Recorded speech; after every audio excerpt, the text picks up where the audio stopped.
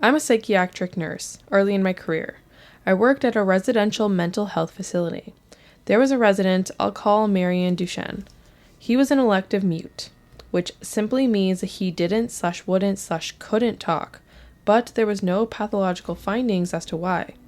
He had spoken earlier in his life and, in fact, seemed quite normal back then, with the notable exception of being close to 7 feet tall.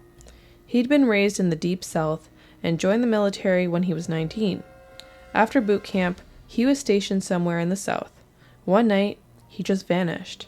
It was cleared an AWOL for years, and finally he was declared missing and dead. 10 years later, a 7-foot tall man walked into the VA hospital emergency room in my part of the Midwest and said to the receptionist, "My name is Marion Duchenne, and I've been dead for 10 years. Those were the last words he's ever spoke. He was covered with dust, and he was wearing the same clothes he'd been reported to be wearing the night he vanished. His social security number had not been used, and he had no identification on his person. However, they were able to identify him, I guess via fingerprints. He was well fed and in good health, except for his refusal to speak. The family was notified, but they said they had already grieved their lost man, and that whoever was claiming to be him simply could not be. They said he was a quote-unquote haint, and a stand-in for their dead relative, and demanded not to be contacted again. Marion paced all day, every day, not in a frantic way, but just lumbering up and down the halls and outside. He smiled all the time and would be moving his mouth in a way that indicated talking or muttering, but he was dead silent. He had an unnerving habit of throwing his head back with his mouth wide open, as if he were laughing heartily, but not even a breath could be heard. If told to go to the dining room for a meal, he'd go and eat, but if nobody told him, he would just keep pacing, never indicating hunger.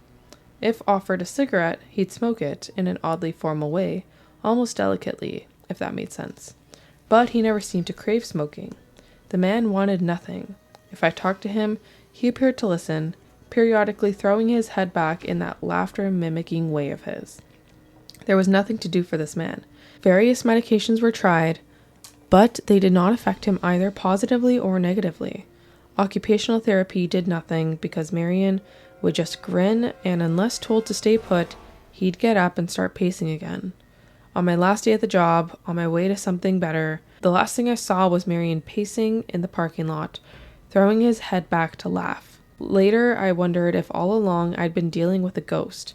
All these years later, I still don't know. Jesus fucking Christ. Kind of reminds me of the movie Smile, but like way more sinister.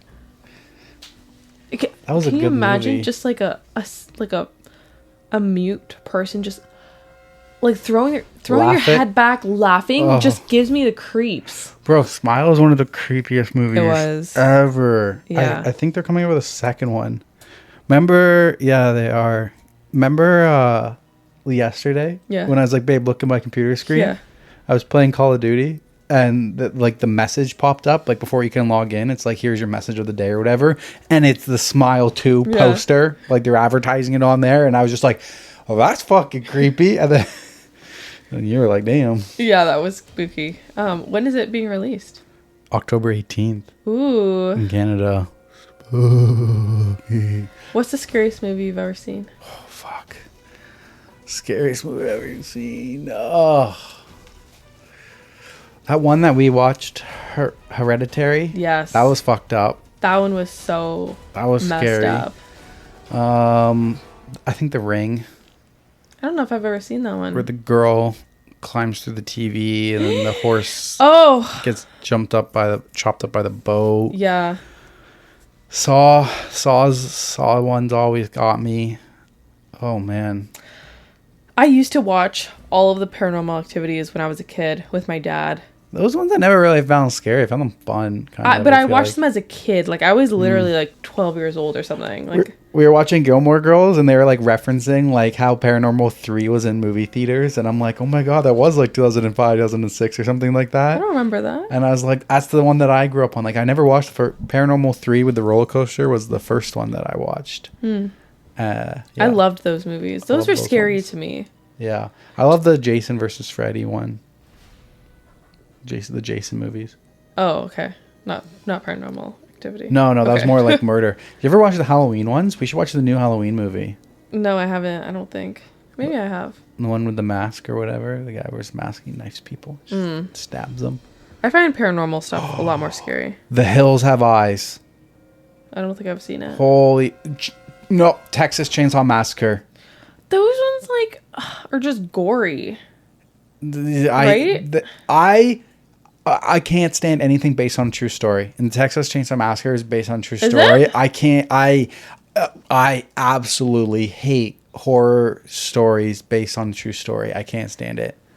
I like them better. You know what ones also too? What was it? The videotape ones. Was it Paranormal Activities? Yeah. But not the first two, not the TV, the third one I think, where it's a video camera, not security cameras.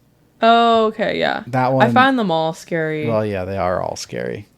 Yeah, because those ones I think were said to be based on true events as well. I could be wrong. I'm out. I'm scared right now. I feel like one of the...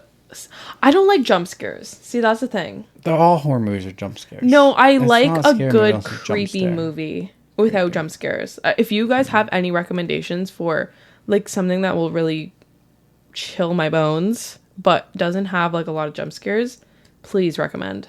I think another scary one was that cult one. What's it called? Midsummer. Yeah, that one was creepy. Yeah, that one gave me the chills. Yeah, cult ones I'm not on board with. That one was... Oh. Someone replied to that comment and said, "Oh, I know about haints. They're very real in Southeast coastal cultures. Did he have an aversion to any specific colors? How do you feel about water?"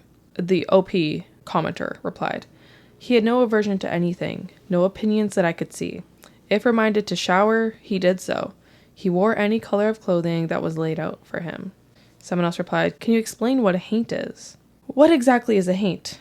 Haint is an old southern word for a specific type of ghost or evil spirit from the Carolina coast, but found in tales from various regions of the South. Belief in haints probably originated with the Gullah Geechee people, sorry if I'm mispronouncing that, descendants of African slaves in the Carolina, Low Country, and Barrier Islands. In South Carolina, haints are malicious ghosts, often seeking to steal or harm naughty children, may be used as a story to make unruly children behave. So I think when I googled it,